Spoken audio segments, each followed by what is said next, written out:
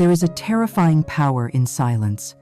It is not emptiness, but a space where truth sharpens itself, where patience gathers strength, and where a reckoning is quietly born. People who are comfortable with noise fear the quiet ones, for they never know what storm is brewing behind calm eyes. And in the vast, sterile silence of a Manhattan penthouse overlooking Central Park, a storm of unimaginable magnitude was about to break. Amelia had prepared the meal with meticulous care, the way she did everything. The aroma of seared scallops and saffron risotto filled the air, a warm, fragrant cloud in an apartment that was otherwise as cold and impersonal as a modern art gallery. Her husband, Ethan, sat opposite her, his handsome face framed by the glittering city lights below. He hadn't touched his food. Instead, he pushed a thick manila envelope across the polished marble table. The sound was quiet, but it sliced through the silence like a gunshot. "I want a divorce, Amelia." His voice was calm, clinical, the voice he used with contractors and junior architects. It was a voice devoid of 5 years of marriage, of shared memories, of whispered promises in the dark. He explained that he had found a connection elsewhere, a true meeting of minds, a partner who understood the scope of his ambitions. He said their marriage had been a mistake, a youthful misjudgment, and the kindest thing to do now was to end it quickly, without complication. He wanted a clean break. As he spoke, Amelia remained perfectly still. She didn't cry. She didn't raise her voice. Her hands rested in her lap. Her posture was perfect, her eyes fixed on him with an unnerving placidity. To Ethan, this was the Amelia he knew, the quiet, agreeable, perhaps even weak woman he had married. He mistook her silence for shock, her stillness for surrender. He was wrong. Inside Amelia's mind, there was no chaos, no heartbreak. The grieving had been done months ago, in secret, when the first whispers of suspicion had turned into the cold, hard evidence of betrayal. What she felt now was something far more dangerous than sadness. It was the quiet, chilling hum of a long-dormant machine coming to life. A single thought echoed in the vast space of her composure. It begins. Every insult she had swallowed, every dismissive glance from his mother she had endured, every lonely night she had spent waiting for him to come home from a business dinner was now crystallizing, not into tears, but into a diamond-hard resolve. She slowly lifted her gaze from his face to the divorce papers on the table. He saw a wife accepting her fate. She saw the first move in a war he had just declared, a war he had no idea he was already losing. Her storm had finally arrived, and it would not be loud and chaotic. It would be silent, precise, and utterly devastating. To the outside world, Amelia and Ethan Wright were the epitome of New York success, a perfectly curated portrait of love and ambition. Their life was a seamless blend of high-end charity galas, exclusive dinner parties, and weekend trips to the Hamptons. He was the brilliant architect on the rise, his name synonymous with sleek, innovative designs that were reshaping the city's skyline. She was his graceful, supportive wife, the silent partner in his ascent, a woman of quiet beauty and seemingly endless patience. Their friends and colleagues saw a perfect partnership, a modern power couple where his ambition was perfectly balanced by her serenity. This, however, was a masterpiece of fiction, a carefully constructed illusion that Amelia had spent 5 years perfecting. Amelia played the part of the unassuming wife with an artist's dedication. Her background, as she told it, was deliberately simple. She spoke of a quiet upbringing in a leafy Connecticut suburb, raised by a doting father after her mother's tragic death in a car accident when she was a child. Her father, Julian, was a man she described as a shrewd but quiet investor who had retired early to live a life of peaceful seclusion. No one ever questioned it. Why would they? Amelia's gentle demeanor and her lack of interest in the spotlight seemed to confirm the story of a small-town girl swept off her feet by a charismatic city mogul. She held a degree in art history from Yale, a fact Ethan would mention at parties to give her a touch of intellectual credibility, but he would always follow it with a charming laugh and say, "Now her greatest curation is our home, and my social calendar." Everyone would chuckle, and Amelia would offer a soft, demure smile. She had, after all, given up a promising position at Sotheby's to dedicate herself to Ethan's career, a sacrifice he saw as both natural and necessary. She managed their magnificent home with flawless efficiency, knew the dietary restrictions of all of Ethan's most important clients, and could speak with quiet intelligence on just about any topic. Yet she always managed to make him feel like the most brilliant person in the room. She was, in every respect, the perfect accessory to his ambition. Ethan, for his part, was a man carved from pure, unadulterated ambition. He hadn't been born into the world he so desperately wanted to conquer. He came from a solid, middle-class background, the only son of a fiercely determined mother, Margaret Wright. Margaret was a woman who had spent her life on the fringes of society, always looking in from the outside. She had instilled in her son a ravenous hunger for status, teaching him that success wasn't just about wealth, but about pedigree and power. From a young age, Ethan was taught that his choice of wife would be the most important business decision he would ever make. When he met Amelia, he thought he had found the perfect raw material. She was intelligent, beautiful, and possessed a natural elegance that couldn't be taught. He saw her as a beautiful, uncarved block of marble, a woman he could shape into the perfect wife to stand beside him. Her simple background was, at first, a bonus. It meant she had no troublesome family, no demands, and would be endlessly grateful for the world he was giving her. But 5 years on, that gratitude had curdled into something else in his mind. Her lack of a powerful family name was no longer a blank canvas, but a void. His mother, Margaret, was relentless in watering this seed of discontent. She was a master of the backhanded compliment, her words dripping with a venomous sweetness. "Amelia, darling, you have such a wonderful eye for bargains," she would say at a family brunch, eyeing Amelia's tasteful but not ostentatiously branded dress. "It's a true skill. Of course, when Ethan finishes the Rossi project, you'll be able to shop on Madison Avenue without a care in the world." Every conversation was a subtle reminder of Amelia's perceived inadequacy. Margaret would speak glowingly of Ethan's new connections, particularly Isabella Rossi. "Such a dynamic girl," Margaret would sigh, looking pointedly at Amelia. "Her family has been building this city for a century. That's what real power is, Ethan. It's in the blood."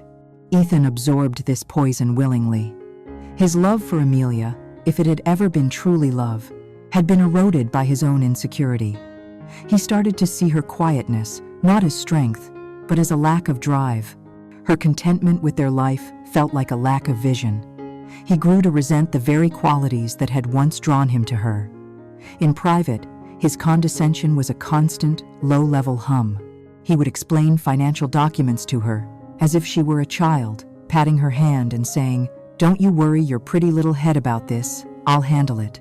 He would interrupt her at dinner parties if she was speaking about art, her one area of genuine expertise, with a patronizing, "What my wife means to say island," effectively silencing her and reclaiming the spotlight.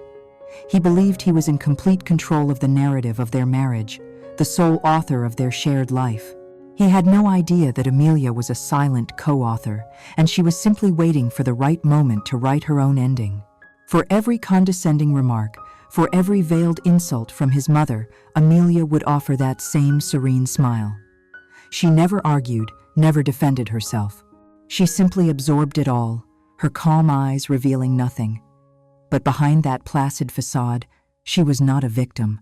She was a strategist, gathering intelligence, documenting every slight, and biding her time. The portrait of the perfect, simple wife was her camouflage, and the world Ethan had built for himself was about to discover that it was painted on a canvas of lies over a masterpiece of cold, calculated revenge. The crack in the perfect facade of their marriage did not appear with a dramatic shatter. It began as a series of hairline fractures, invisible to the casual observer, but glaringly obvious to someone as meticulous as Amelia.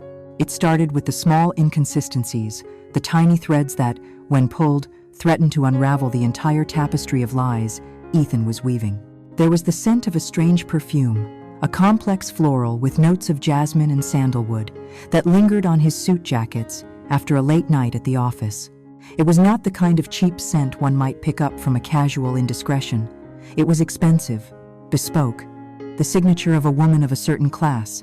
Then came the second phone, a sleek, burner-style device he kept in his briefcase, which he claimed was for international clients to avoid roaming charges, yet it never seemed to ring when he was home.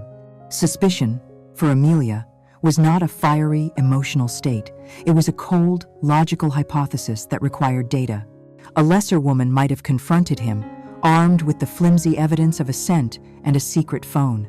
That would have led to a fight, to denials, to the furious, defensive anger of a man caught in a lie. An exercise in gaslighting that would have left her feeling hysterical and him in a position of power. Amelia did not deal in emotion. She dealt in certainty. She needed an unshakable foundation of fact before she could build her response. Her patience was not a weakness, but her most formidable weapon.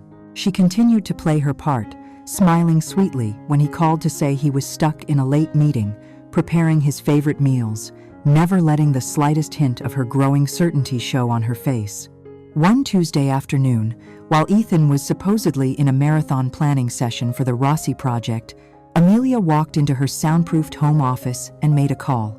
It was not to a friend, nor a therapist. It was to her father, Julian, on an encrypted line they reserved for matters of importance.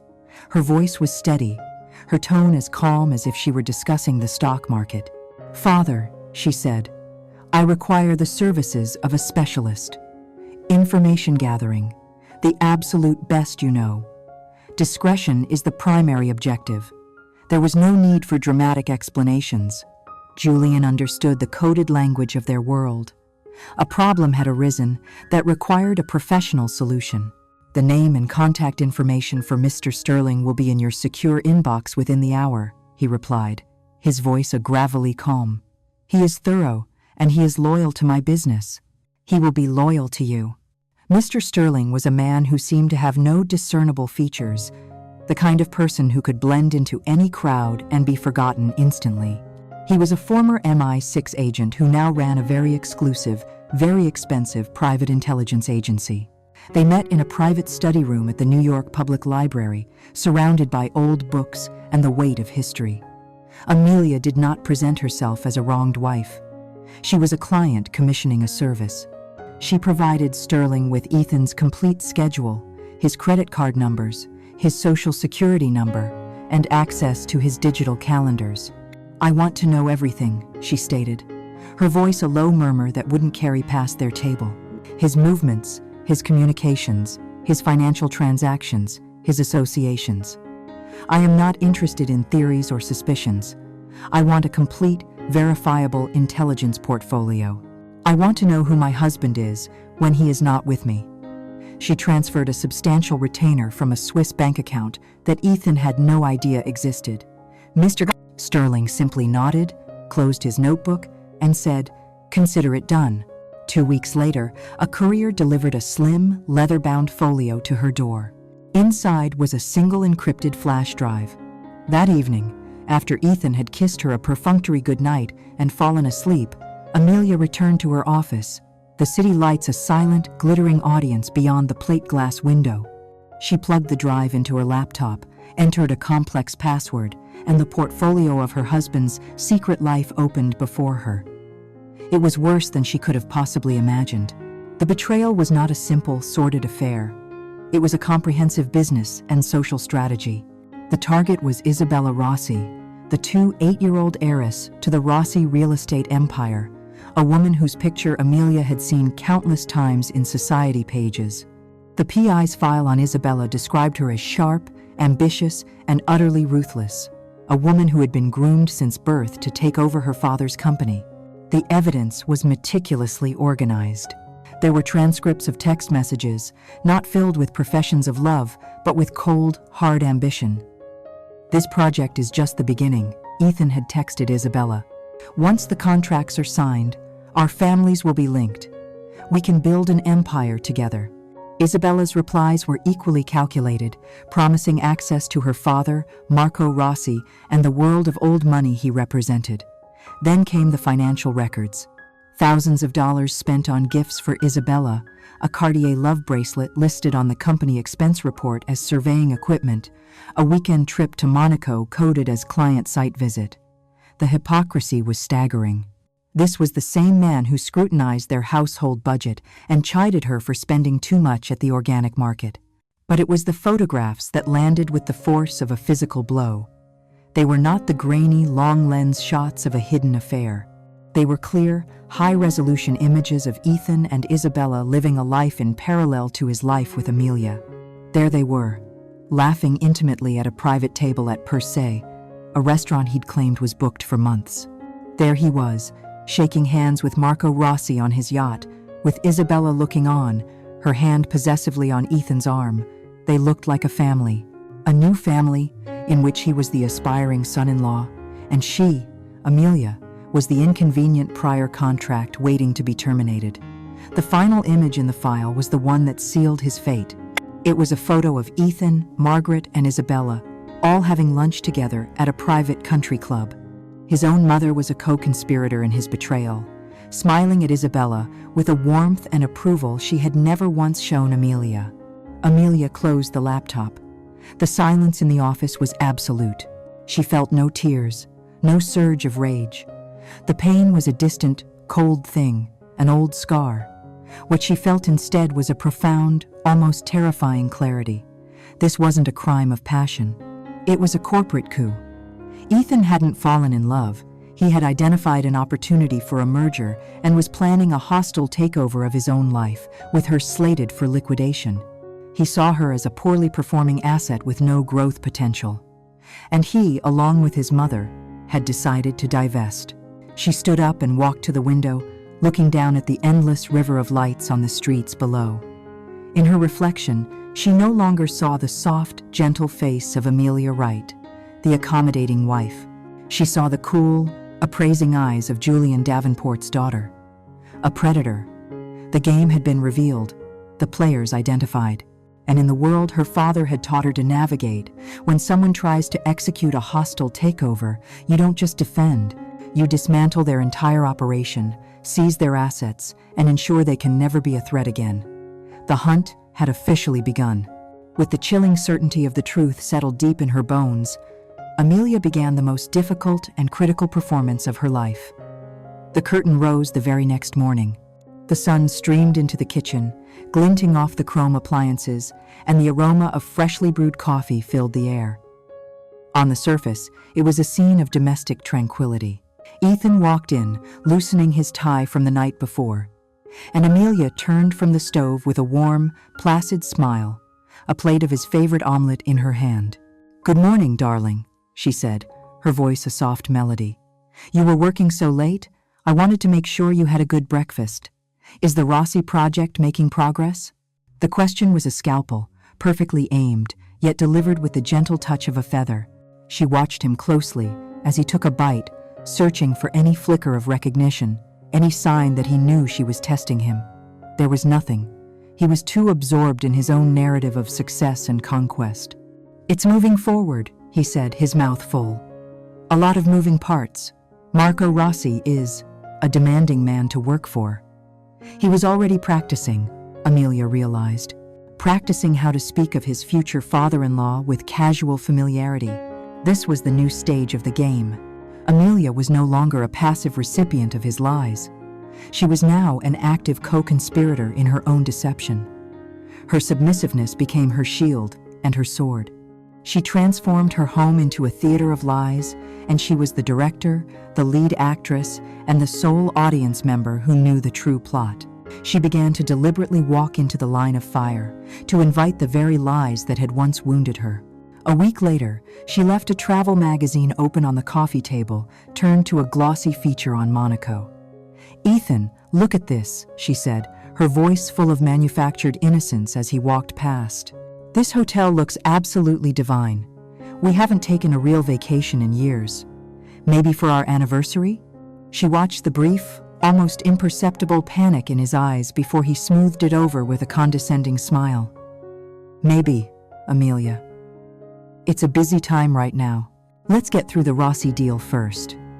He didn't know that Mr. Sterling's report included the credit card receipt from that very hotel, from his client's site visit with Isabella 3 weeks prior. Each lie he told was another brick in the prison he was unknowingly building for himself. Her cruelty was a quiet, refined thing. She began asking questions about the Rossi family, feigning a wife's supportive interest. "Tell me more about Isabella," she'd ask while they were in the car, her tone light and curious. "Your mother mentions her so often. She sounds like a very impressive woman." She forced Ethan into the grotesque position of praising his mistress to his wife, forcing him to articulate the very qualities he found lacking in her. "She's very smart," he would stumble, "very driven. Her father trained her well." Amelia would simply nod, her face a mask of gentle admiration. "It's so important to have a partner who understands the demands of your world," she would reply, twisting the knife with a sentiment that sounded like support, but was, in fact, a verbatim echo of his mother's criticism. His discomfort was a small, private pleasure, a morsel of justice she allowed herself to savor. Margaret Wright, meanwhile, felt emboldened by what she perceived as Amelia's slow, pathetic surrender. With the end of the marriage in sight, she dispensed with all subtlety. The weekly family brunch became her stage for psychological torture. Last Sunday, she'd arrived wearing a stunning diamond necklace. When Amelia complimented it, Margaret had beamed. "Oh, thank you, dear. It was a gift from Isabella. She has the most impeccable taste." She said it reminded her of something her mother used to wear. The implication was clear. Isabella was already playing the part of the daughter, the true family member. During the meal, Margaret lamented the challenges Ethan was facing. "It's such a shame, Amelia, that you don't have any connections in the real estate world. A wife with the right last name could have opened so many doors for Ethan years ago. It would have made everything so much easier." Amelia absorbed the insult, her eyes downcast. She let a flicker of pain cross her face, a performance so convincing it brought a smug sense of satisfaction to her mother-in-law's face. "You're right, of course, Margaret," Amelia whispered, her voice fragile. "I've often wished I could do more for him." This was exactly what they wanted to see. The defeated wife, aware of her own inadequacy, ready to step aside. Ethan looked on, a mixture of pity and relief on his face. He saw her as a gentle creature he had to put down for her own good, and her compliance made the task so much easier. His arrogance swelled with each passing day. He grew careless, leaving financial statements for the Rossi project on his desk, talking on the phone with Isabella in the next room, believing Amelia was too absorbed in her gardening magazines to notice. But behind the mask of the wounded lamb, a wolf was taking notes. Every condescending word from Ethan, every venomous barb from Margaret, was not a wound. It was evidence. Amelia mentally recorded each lie, each insult, filing them away in the cold, precise ledger of her mind. When Margaret insulted her family, Amelia thought, "That is a debt against your social standing." When Ethan lied about his whereabouts, she thought, "That is a forfeiture of assets." This was no longer a matter of the heart. It was a matter of accounting. They were trying to erase her, to delete 5 years of her life as if it were a failed investment. They had no idea that she was the majority shareholder in this entire enterprise, and she was about to call in their debts. That evening, after enduring another dinner filled with veiled insults, Amelia excused herself and went to her office. She opened her laptop, not to browse art auction sites, but to access a secure server. She created a new file, a master plan for the coming storm. She typed a single word as the file name: liquidation. The stage was set. The actors were all in place, playing their parts to perfection. And soon, the director was going to change the script. The alibi was simple, elegant, and perfectly in character. Amelia told Ethan she was spending a long weekend in Boston, visiting an old college roommate, and exploring a new exhibit at the Museum of Fine Arts. He barely looked up from his architectural drawings, granting her a distracted, "Okay, have fun," his mind already elsewhere, likely with Isabella Rossi. The lie was a small, effortless thing, a prelude to the much grander deception at play. Her trip did not begin with a train to Boston, but with a chauffeured car to a private airfield in New Jersey. From there, a Gulfstream jet flew her not to Massachusetts, but to Geneva. The final leg of the journey was by a sleek, black helicopter that cut through the crisp mountain air, ascending deep into the Swiss Alps. Her destination was a place that did not appear on any public map, a sprawling structure of dark steel and reinforced glass built directly into the face of a mountain, overlooking a pristine, isolated lake. It was less a home and more a modern fortress, a silent monument to unimaginable wealth and power. This was the true residence of her father, Julian Davenport. The world knew him, if they knew of him at all, through whispers and legends on Wall Street. They called him the Ghost, a financial predator of mythical proportions who had built a multi-billion-dollar private equity empire in the shadows, a man who could trigger market shifts with a single, untraceable phone call. His official retirement years ago was a strategic masterstroke, allowing him to operate with even greater freedom, far from the prying eyes of regulators and the press. He was waiting for her on a terrace overlooking the lake. He was not the frail, gentle retiree she described to her friends in New York. He was tall and lean, dressed in a simple gray cashmere sweater and dark trousers. His face was a study in controlled neutrality, but his eyes were chips of ice, sharp and intensely analytical, missing nothing. This was a man who saw the world not as a place of people and emotions, but as a complex chessboard of assets, liabilities, and calculated risks. He did not greet her with a hug. There was no "Amelia, darling, are you all right?" Instead, he gestured to a chair opposite him, his voice a low, gravelly baritone. "Report." Amelia sat down, her posture as poised as his. She did not cry or vent. She delivered her summary with the cold, dispassionate precision of a CEO briefing her chairman. She detailed Ethan's affair, his strategic alliance with the Rossi family, his financial indiscretions, and his mother's role as a co-conspirator. She concluded by sliding a thin tablet across the stone table, displaying the highlights of Mr. Sterling's intelligence portfolio. "The betrayal is comprehensive," she stated. "His objective is to leverage a marriage to Isabella Rossi, to secure a partnership with her father's firm, thereby elevating his own market position. I am considered a legacy asset to be liquidated." Julian listened without a single interruption, his gaze fixed on the calm surface of the lake below. When she finished, a long silence stretched between them. Finally, he spoke, his voice devoid of any paternal sympathy. The subject's character flaws were noted in the initial risk assessment.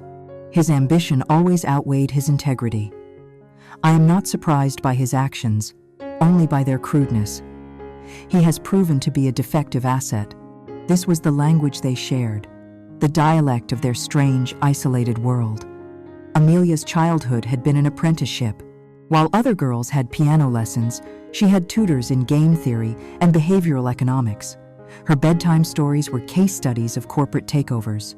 The art history degree was a piece of elegant misdirection, a cover for the real education she received at her father's side.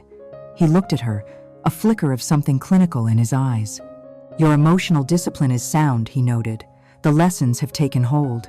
He tapped the surface of the table, and a holographic display shimmered to life between them, showing a dizzyingly complex web of offshore corporations, trusts, and holding companies. "Let us review the current state of play," he said. He pointed to a central node. "Wright Architecture, LLC. Ethan believes he is the majority partner. In reality, his 51% stake is non-voting stock, held in a blind trust managed by one of our subsidiaries in the Cayman Islands. He has signatory power, but no ownership." His finger traced another line. "The penthouse, purchased by a holding company registered in Delaware, then leased back to him for $1 a year. He lives in our house. He drives our car. His entire liquid net worth is tied up in accounts with a bank we have held a controlling interest in for a decade." He finally looked at her. "From a legal standpoint, Amelia, your husband is a man with a negative net worth.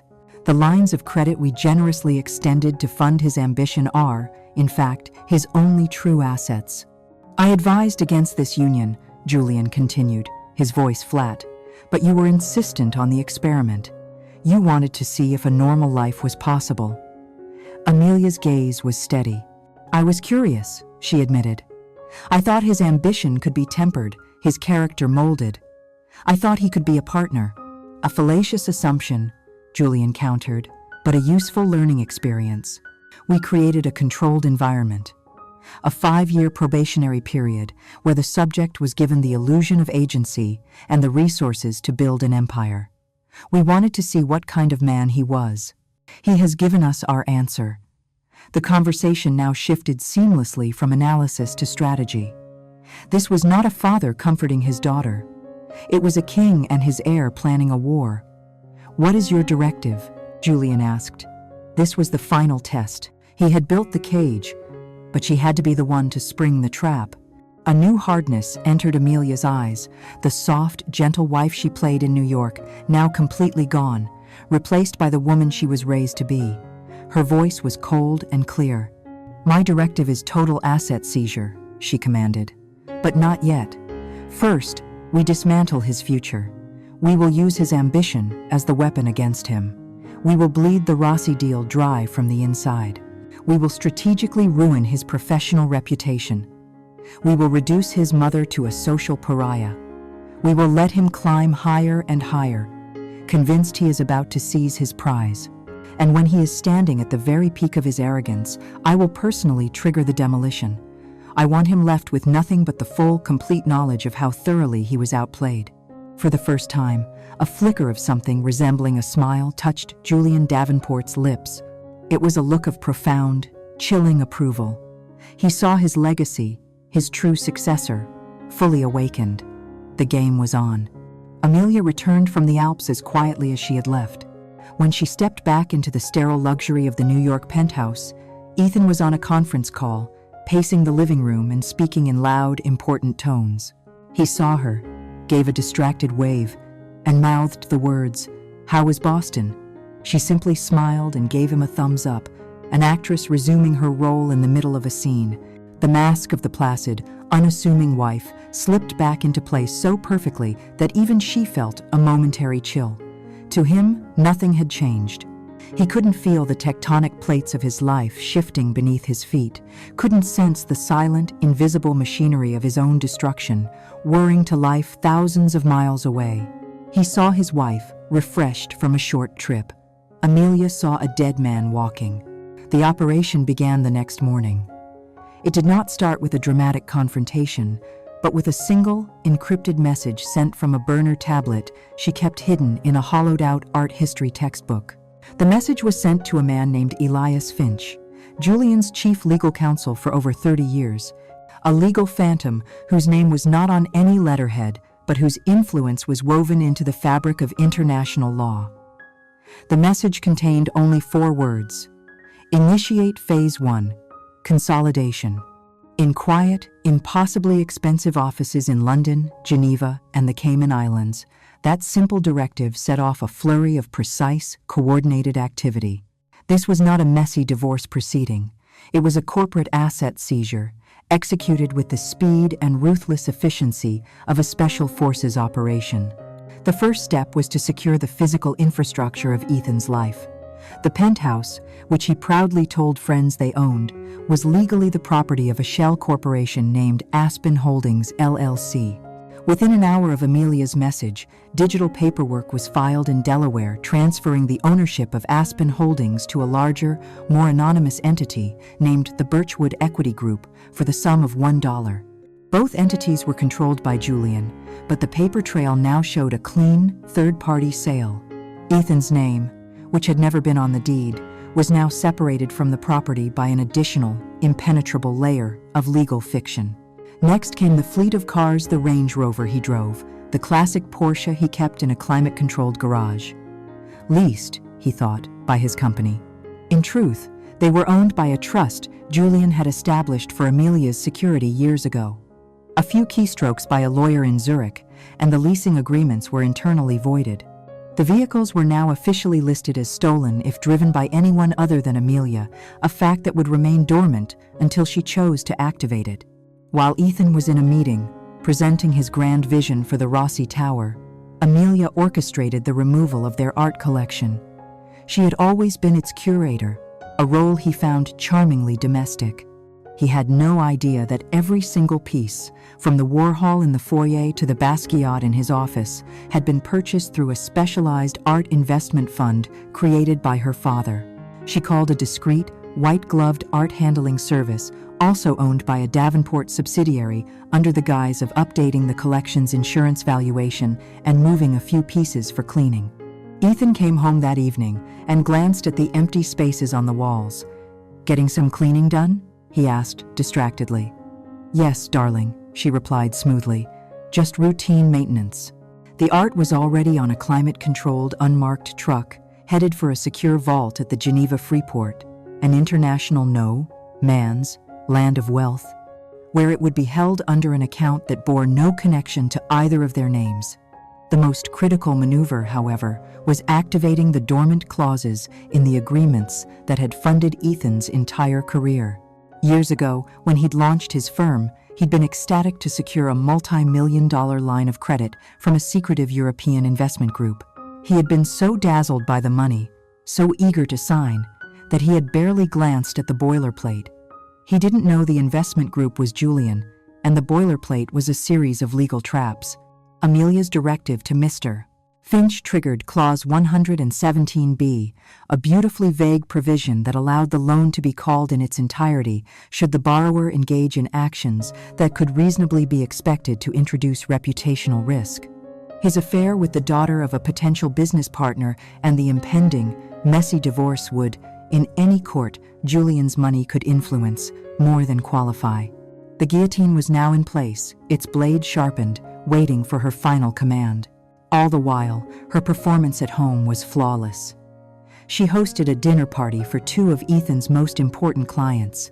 She was the picture of grace, laughing at their jokes, refilling their wine glasses, a perfect hostess who made her husband look good.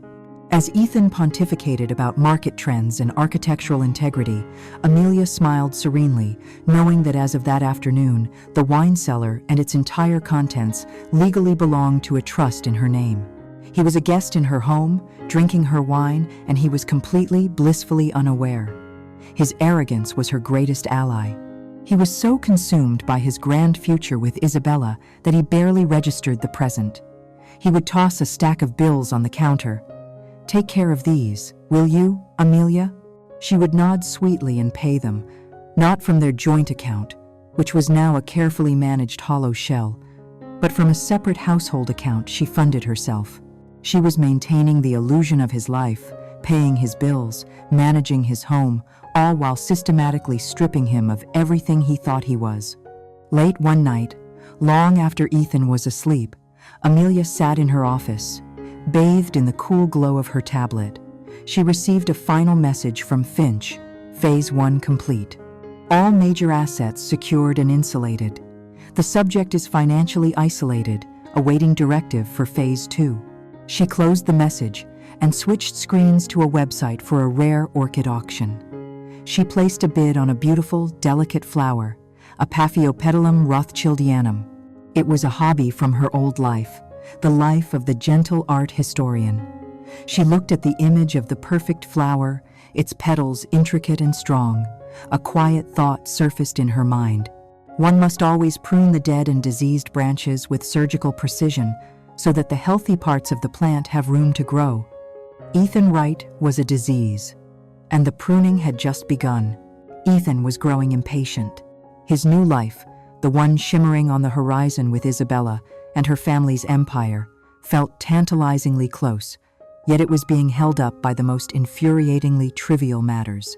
He had expected the divorce to be a swift, clean amputation. He had made what he considered a magnanimous offer, a generous lump sum, a year of alimony, and she could keep her car and her jewelry. It was more than enough for the simple woman he had married to start a new, quiet life somewhere. He expected her to accept it with tearful gratitude. Instead, he found himself bogged down in a legal quagmire, the likes of which he could not have imagined. "What do you mean she's requesting a deposition about a piece of furniture?" He barked into the phone at his lawyer, David Chen. "It's a worn-out armchair. It's probably not worth $1,000. From his corner office overlooking the city, Ethan felt the first stirrings of a rage born not of malice, but of pure, unadulterated frustration. He saw this as a pathetic, desperate attempt by a weak woman to cling to the wreckage of their marriage. This was, of course, precisely the impression Amelia had instructed her legal team to create. Her strategy session had not been with a single lawyer, but with a carefully selected team. While the discreet Mr. Finch managed the overarching financial warfare from the shadows, her public-facing attorney was a woman named Eleanor Vance. Eleanor was a legend in New York matrimonial law, a silver-haired shark known for her theatrical courtroom style and a mind that moved like a supercomputer. In a secure video conference, Amelia had laid out the directive. "Eleanor," she had said, her voice calm and steady, "I want you to be a bulldog, but a bulldog chasing butterflies. I want you to create a storm in a teacup, argue with passion over the utterly insignificant. I need them to believe that I am emotionally unraveling, that I am so blinded by sentimental nonsense, that I am incapable of rational thought regarding the finances. I want them so utterly exhausted by the absurdity of it all that when the real documents are put in front of them, they will sign anything just to make it stop." Eleanor Vance had smiled, a slow, predatory spreading of her lips. "My dear," she had replied, "I live for the theater." The first salvo from Amelia's team was a masterclass in strategic irrationality. The formal response to Ethan's settlement offer was a 30-page document that barely mentioned the financial terms. Instead, it was a long, rambling dissertation on the emotional fabric of the marriage. It included a multi-page proposal for shared custody of their 8-year-old Persian cat, Leon, complete with a color-coded visitation schedule, and a demand that Ethan continue to cover Leon's bi-weekly grooming appointments and subscription to artisanal, grain-free cat food. It contained an exhaustive list of sentimental items Amelia was claiming as her sole property. Not the Warhol, not the Degas sculpture, but the set of 2 chipped coffee mugs purchased on their first vacation in the Berkshires, the collection of every Broadway playbill from shows they had attended, and, most gallingly, the faded leather armchair from the study where Ethan used to read to her. The document was designed to be infuriating, and it worked perfectly. In his lawyer's office, Ethan paced like a caged animal. "This is insane, David. She's fighting me for a cat and a pizza receipt from 3 years ago." David Chen, a sharp corporate lawyer accustomed to logical negotiations, was equally flummoxed. "It's a classic stalling tactic, Ethan. She's hurt. She's trying to make this as painful for you as possible." But Ethan, in his supreme arrogance, saw it differently. "She's not stalling, she's drowning," he sneered. "This is what happens when a woman with no life of her own is faced with reality. She's clinging to the debris. It's pathetic, but it proves she has no real fight in her." He was so certain of her weakness, so confident in his own intellectual superiority, that he could not conceive of the possibility that he was being played. The farce escalated. Eleanor Vance was relentless, filing motions and discovery requests on the most ludicrous of pretexts. A formal mediation session was called to resolve the issue of the armchair. The 4 of them sat in a sterile conference room. Ethan, looking like he was about to explode. David Chen, looking utterly exasperated. Eleanor Vance, looking righteous and passionate. And Amelia. Amelia played her role to perfection. She remained silent, her eyes red-rimmed as if she had been crying all morning, twisting a handkerchief in her lap. She let Eleanor deliver a 10-minute monologue on the chair's profound emotional significance, how it represented the very heart of a home now broken. Ethan finally snapped, "Fine, take the chair. Take the cat. Take the damned playbills. I don't care. Just sign the primary financial disclosure so we can move on." And that was the trap. That was the entire point of the exercise. While David Chen's team was wasting hundreds of billable hours responding to discovery requests about the provenance of a cat, they grew careless with the financial paperwork. Buried in a mountain of frivolous requests from Eleanor's office was a subtly worded, legally binding demand for all corporate expense reports and associated receipts for the last 36 months, which was presented as part of the process of verifying marital lifestyle expenditures. Drowning in paperwork and pressured by an irate client, David Chen's paralegals complied, sending over a massive encrypted data file containing years of financial records, eager to check another one of the crazy wife's boxes. They had no idea that they weren't just handing over pizza receipts. They were handing over the flight records to Monaco, the hotel bills, the jewelry store receipts for Isabella's gifts, a complete, documented history of Ethan's infidelity, all paid for with corporate funds. They had just handed Amelia the loaded gun, complete with fingerprints. That night, Ethan called Isabella, laughing. "You won't believe the day I had," he said, pouring himself a large glass of scotch. "We spent 4 hours arguing about an old chair. She's completely lost it, but she's finally agreed to sign the main papers. A few more days, and this will all be over." He hung up, feeling triumphant, the master of his own universe. Miles away, in her silent office, Amelia received an encrypted message from Eleanor Vance. It read, "The bait was taken. We have the complete, unredacted corporate financials." Amelia looked over at Leon, the Persian cat, who was sleeping peacefully in the very armchair that had caused so much trouble.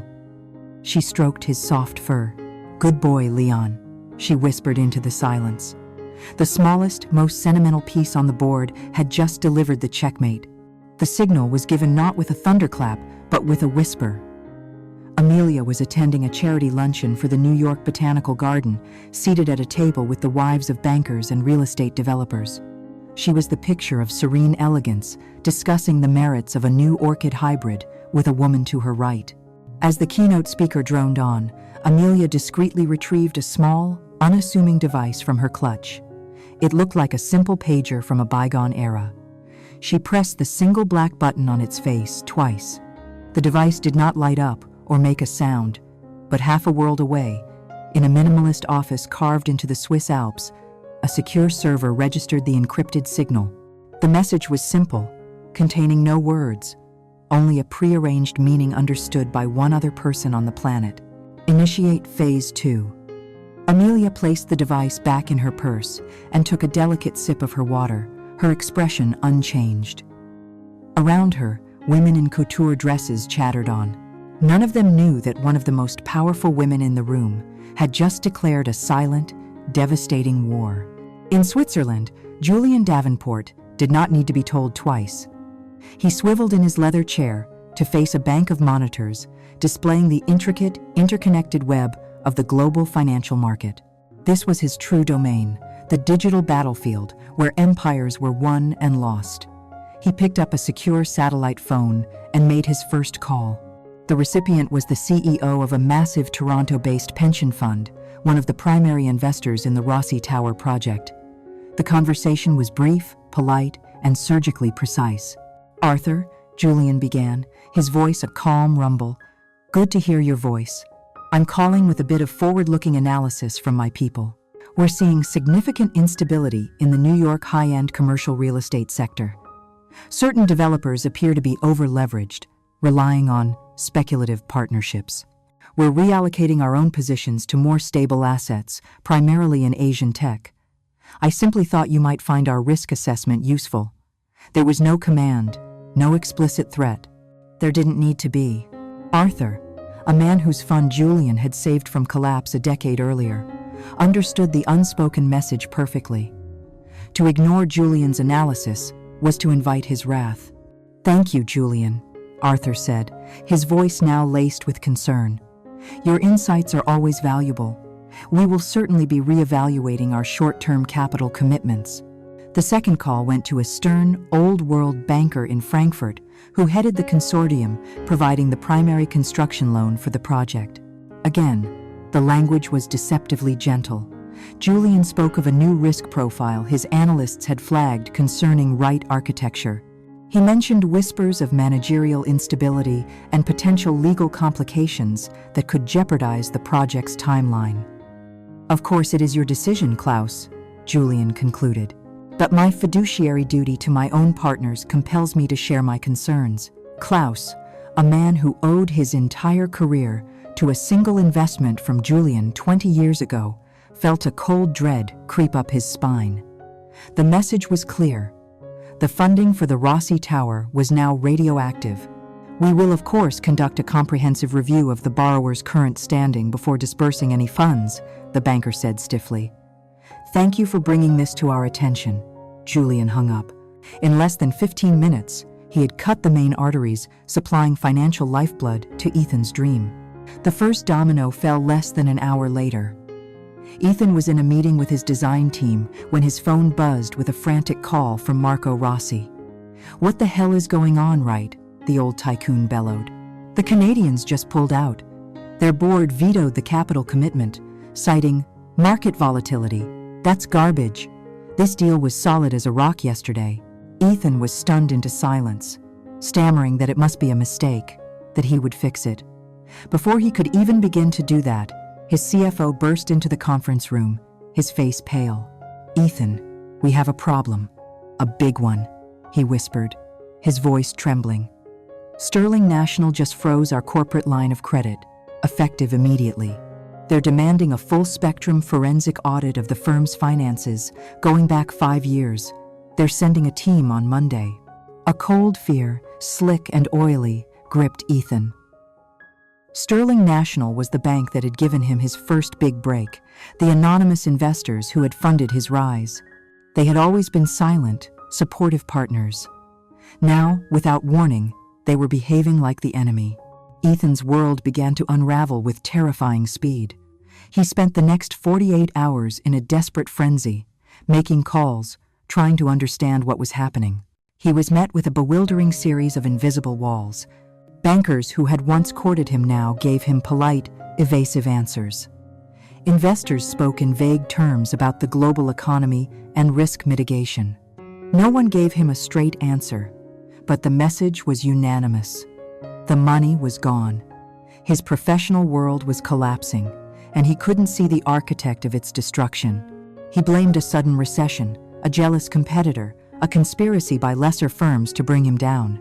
He never once considered that the source of the hurricane was the quiet woman who greeted him at the door when he finally stumbled home, his face etched with exhaustion and fear.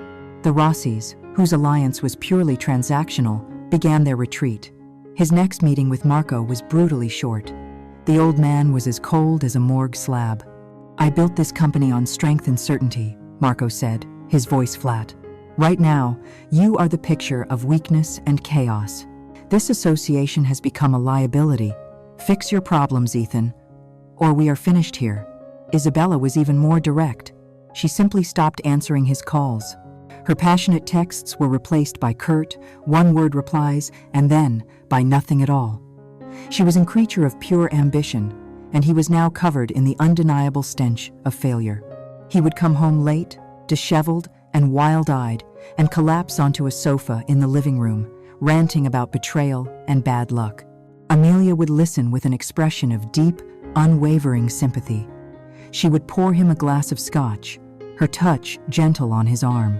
"I'm so sorry you're going through this, darling," she would say, her voice a soft balm on his frayed nerves. "You are the most brilliant man I know. You'll find a way to fix this. I have faith in you." Her performance was perfect. She was his calm, safe harbor in the middle of a raging storm, a source of unconditional support. He clung to it, never suspecting that she was the eye of the hurricane, the silent, terrible force that was tearing his world to pieces. He was so busy fighting the fires that were springing up all around him, he failed to notice that his entire world had been drenched in gasoline, and the woman holding the match was quietly asking him if he needed anything else. For a woman like Margaret Wright, money was merely a tool. The real currency, the lifeblood that sustained her, was social standing. Her entire existence was a carefully constructed performance of superiority, played out on the stages of Upper East Side charity boards, exclusive country club dining rooms, and viciously polite weekly bridge games. Her position as the mother of a rising architectural star was the crowning achievement of her life's work. To attack Margaret's finances would be a blow, but to strip her of her status, to humiliate her in front of the very people whose validation she craved, would be to destroy her utterly. And Amelia, having studied her mother-in-law with the dispassionate focus of a biologist studying a specimen, knew exactly where to apply the scalpel. She retreated to her office and opened the file Mr. Sterling had compiled on Margaret. It was a slim volume compared to Ethan's, but it contained one particular gem, a secret buried for over 20 years, a ghost from Margaret's past that was about to be resurrected. Long before she was the prim and proper widow of a respected banker, Margaret had engaged in a torrid, year-long affair with a charismatic but deceitful art dealer. This man was later convicted in a high-profile scandal for selling forgeries to wealthy clients. The most damning detail, however, was how Margaret had funded their clandestine weekends in Paris and Rome. She had secretly sold a priceless Degas painting, a family heirloom from her husband's side, and commissioned a brilliant forgery to hang in its place. Her husband, a man who trusted her implicitly, went to his grave never knowing the truth. The real Degas was sold to a private collector, and the money had vanished into the affair. It was the perfect weapon, a story of infidelity, financial deceit, and profound betrayal against the very family name she held so dear. It was also a delicious irony, given her constant derision of Amelia's useless passion for art. Amelia's next directive was not to a lawyer or a banker, but to a different kind of specialist on her father's payroll, a man known only as the narrator. He was a master of public relations and propaganda, a digital ghost who could create or dismantle reputations with a few carefully placed keystrokes. The leak was executed with surgical precision. It did not appear in the mainstream press, which was too broad and crude for this kind of character assassination. Instead, the story was carefully packaged and leaked to The Gilded Cage, a notoriously vicious, impeccably sourced, and widely read high society blog. The blogger, a mysterious figure known only as Gigi, was the unofficial arbiter of social life in the Hamptons and Manhattan. A mention in her column could make or break a debutante, a restaurant, or a reputation. The blog post that appeared on a Tuesday morning was a masterpiece of insinuation. It never mentioned Margaret Wright by name, but painted a portrait so specific that no one in her circle could mistake it. It spoke of a certain imperious Upper East Side widow, known for her Chanel suits and her architect son, and an old, forgotten scandal involving a forged masterpiece and a disgraced art dealer. It hinted at the discovery of old letters and a deathbed confession from the forger's assistant. The post was dripping with righteous indignation, questioning the moral fabric of a society that allowed such deceit to go unpunished. The fallout was immediate and catastrophic. Margaret first saw the post when it was forwarded to her in a group text by a friend, under the coy heading, "Can you believe this awful gossip?" Her blood ran cold as she read it. The carefully constructed walls of her social fortress imploded. The first sign was the silence. Her phone, which normally buzzed with invitations and chatter, went quiet. Her weekly bridge game was abruptly canceled due to a sudden illness affecting all three of the other players. Then came the public humiliation. An invitation to co-chair the upcoming winter ball for the Preservation Society was politely rescinded, the board citing a desire to go in a new direction. The ultimate blow came when she walked into the dining room of her country club. As she entered, a hush fell over the room. Tables of women who had been her confidants for decades suddenly became intensely interested in their menus. She saw them whispering behind their hands, their eyes darting towards her with a mixture of pity and contempt. In the space of 48 hours, she had become a pariah. As if the social ruin weren't enough, the financial floor gave out from under her. In a fit of supreme confidence in her son, Margaret had invested nearly 70% of her late husband's estate into Ethan's firm. It was her primary source of income and the bedrock of her comfortable life. With Ethan's company now teetering on the brink of collapse, its credit frozen and its largest project dead, her investment was effectively worthless. A panicked call to her financial advisor confirmed her worst fears. "The capital is tied up in a company undergoing a forensic audit, Margaret," he had explained, his voice grim. "For now, we have to consider that money gone." It was in this state of total panic, her social life in ashes and her financial future in doubt, that she made a final, desperate call to her son. She wasn't calling to offer comfort, she was calling to demand a solution. "Ethan, you have to do something," she shrieked into the phone, her voice shrill with hysteria. "They're destroying me. The blog, the club, everyone is treating me like a leper. And the money, Ethan. My investment, our money. It's all gone. You have to fix this." Ethan, who was sitting in his office, staring at a bankruptcy filing, had reached his breaking point. His dream, his future, his entire identity was being immolated, and his mother was screaming at him about gossip. "Mother, I can't deal with this right now," he roared, the raw fury of a cornered animal in his voice. "Gossip? You're worried about gossip? My entire life's work is collapsing. The company is finished. Your investment is the least of my problems." Before she could even reply, he hung up, leaving her holding a dead phone in the crushing silence of her lavish, empty apartment. The son who had been the centerpiece of her life, the vessel into which she had poured every ounce of her ambition, had just cast her aside like trash. She was socially bankrupt, financially ruined, and for the first time in her life, utterly and completely alone. Miles away, Amelia stood in the small glass conservatory she had built off their living room, carefully pruning a white orchid.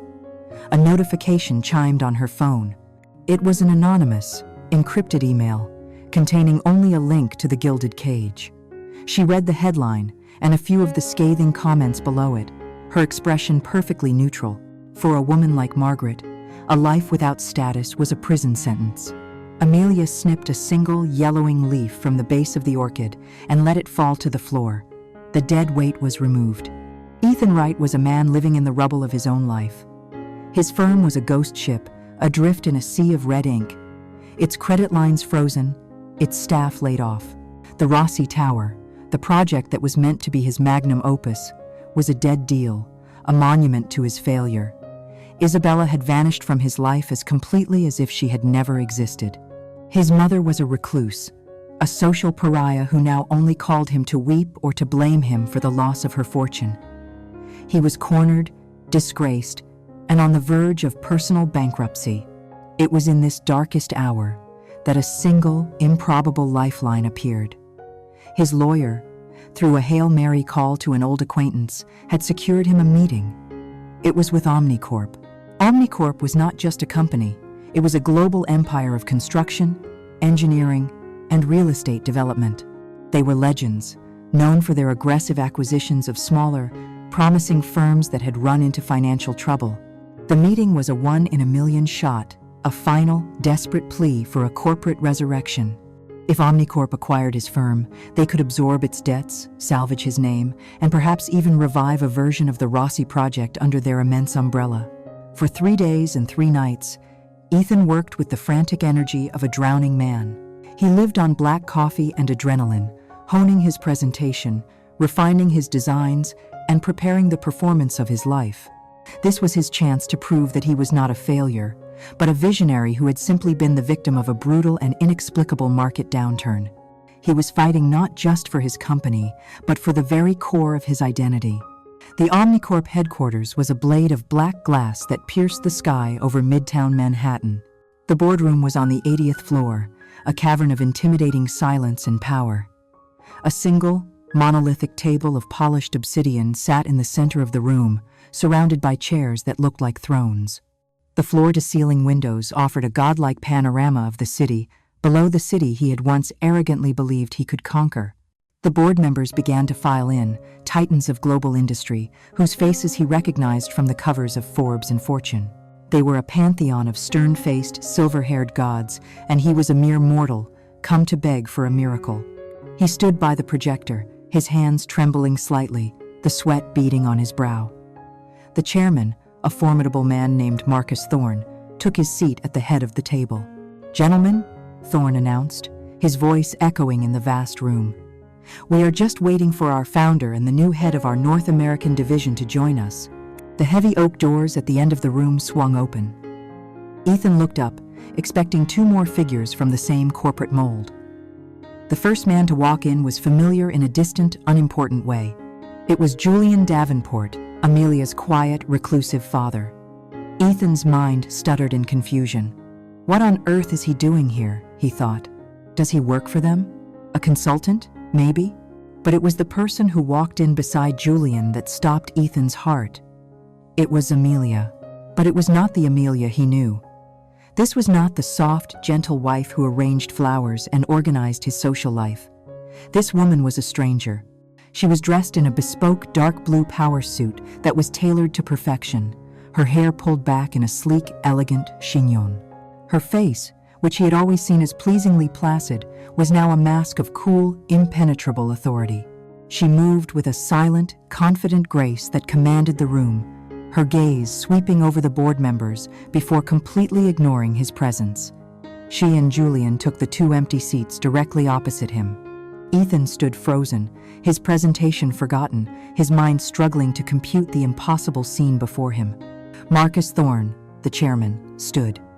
"Gentlemen," he said, his voice resonating with authority. "For those of you who may not have had the pleasure, allow me to introduce the man who started this entire enterprise from a small office in London 40 years ago, our founder and majority shareholder, Mr. Julian Davenport." A murmur of deep respect went through the room. Ethan felt the floor drop out from under him.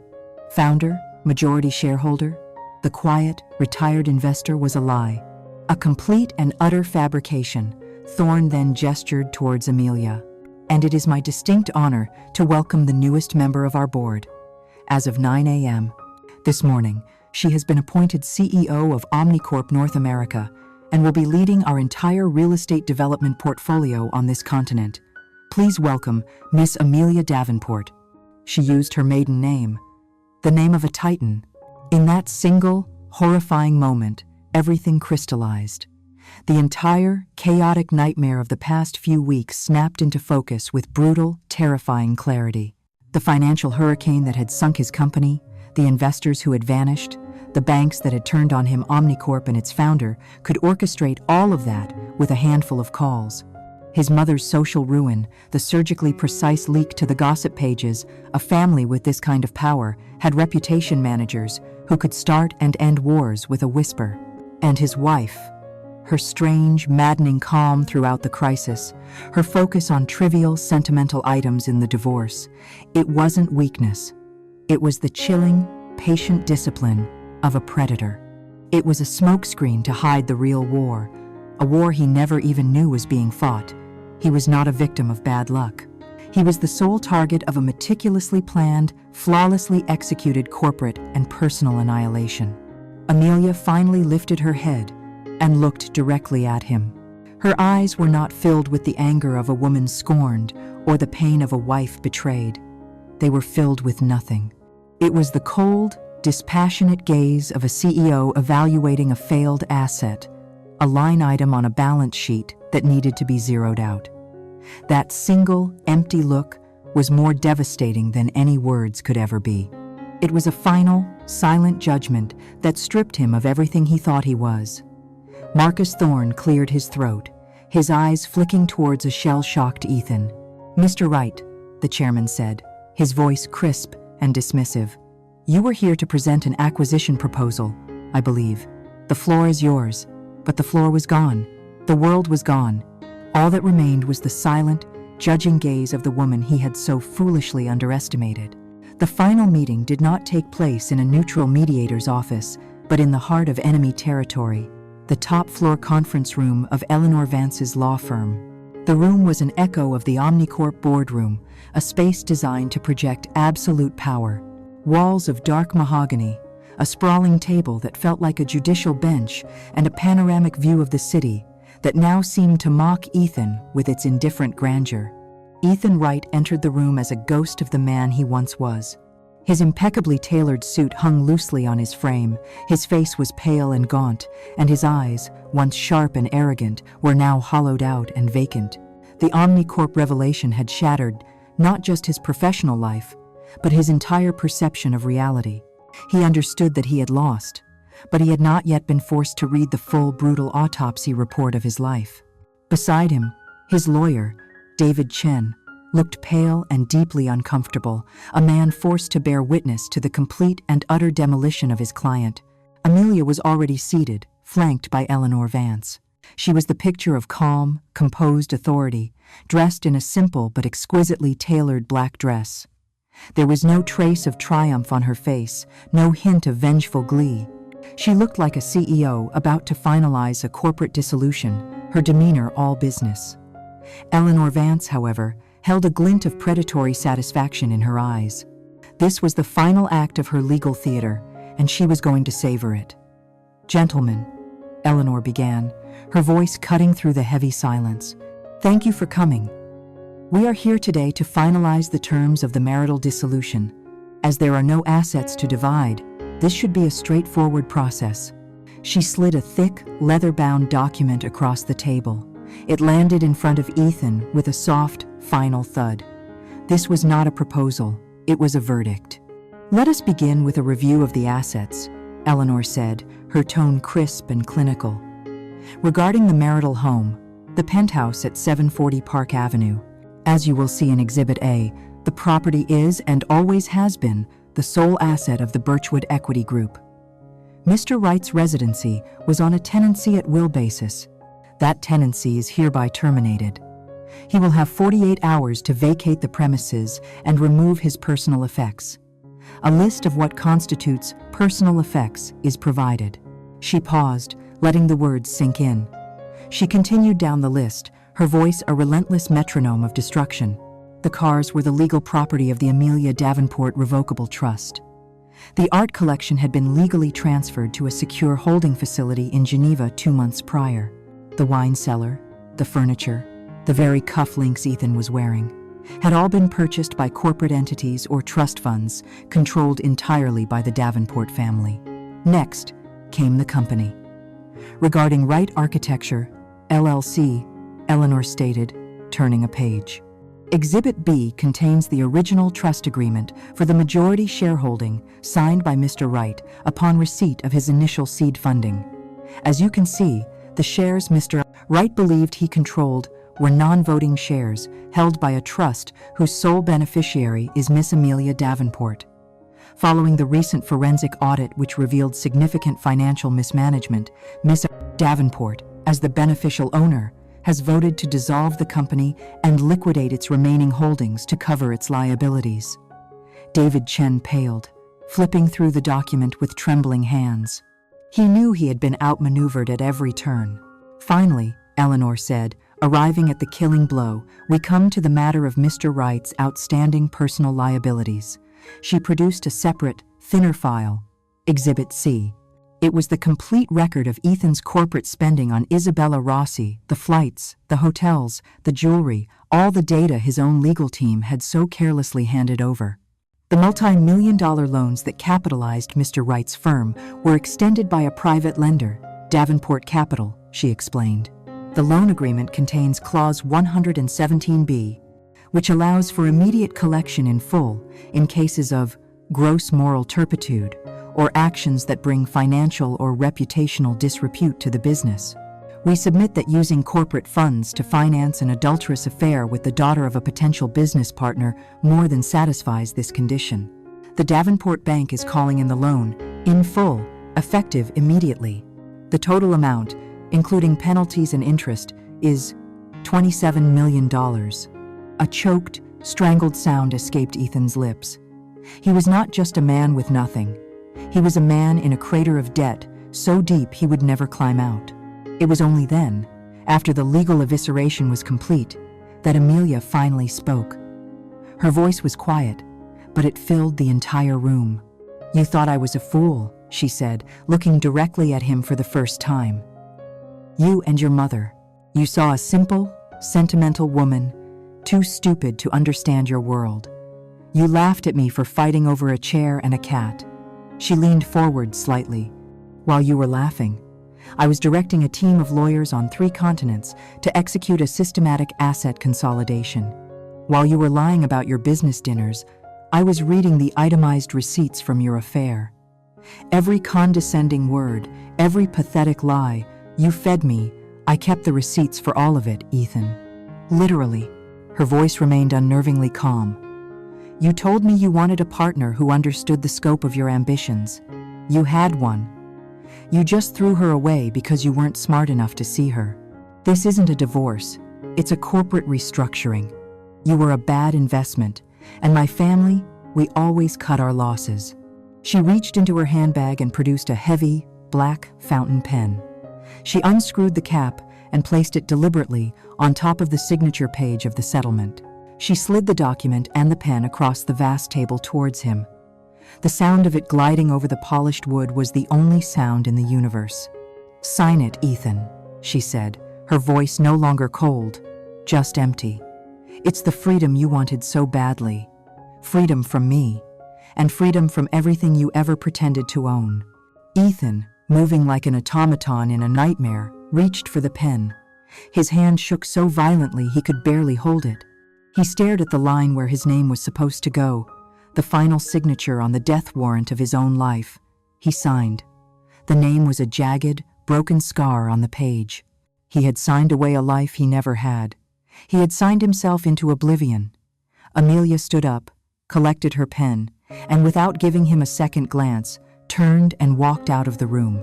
The transaction was complete. 6 months later, the name Ethan Wright was a forgotten whisper in the glass towers of Manhattan. The arrogant architect who had once dreamed of reshaping the city's skyline now lived in a cramped, fourth-floor walk-up in Queens. The constant wail of sirens, his new soundtrack.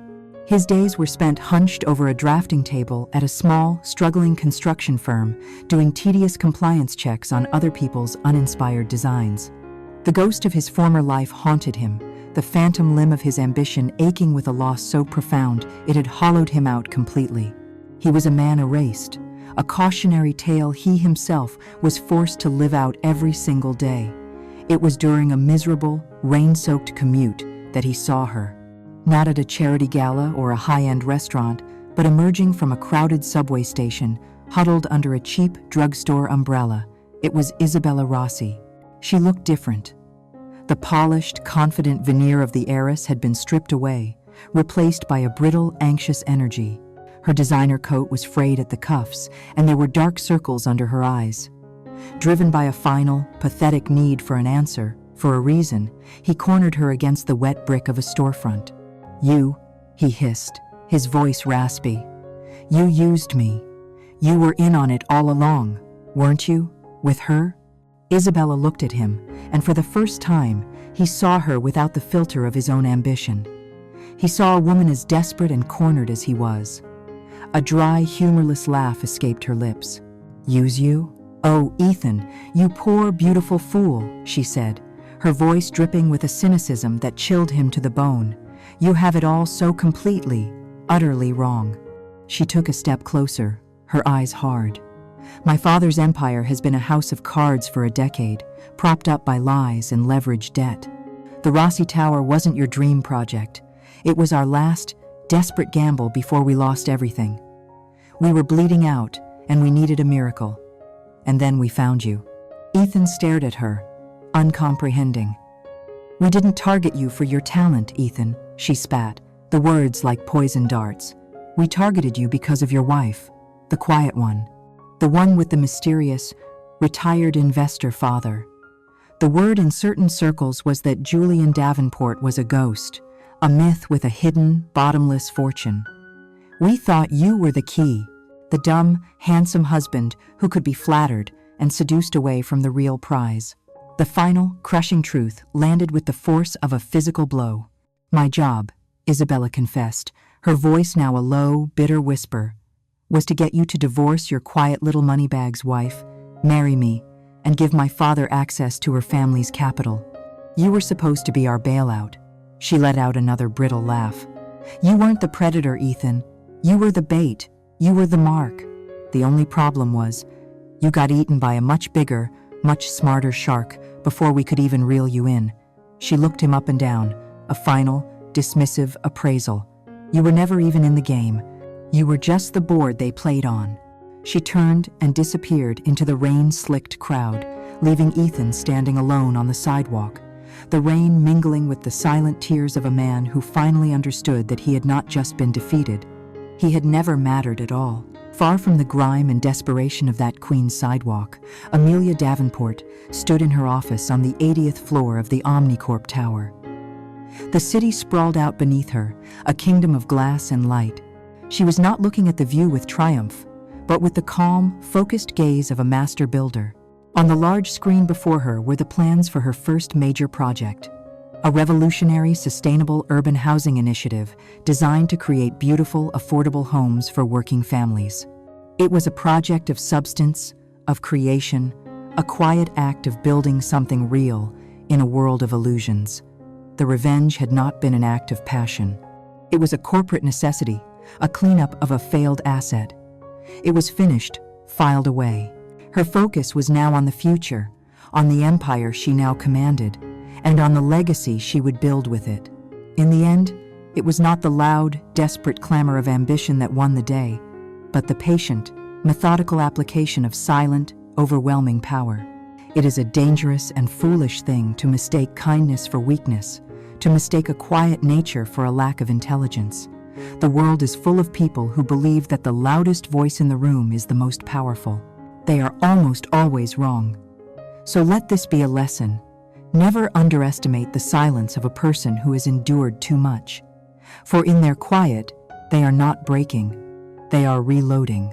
In their patience, they are not surrendering, they are strategizing. And in their memory, they are keeping a perfect, detailed ledger of every debt that is owed. Every family has a secret, and every secret is waiting for its story to be told. Join us again for the next chapter.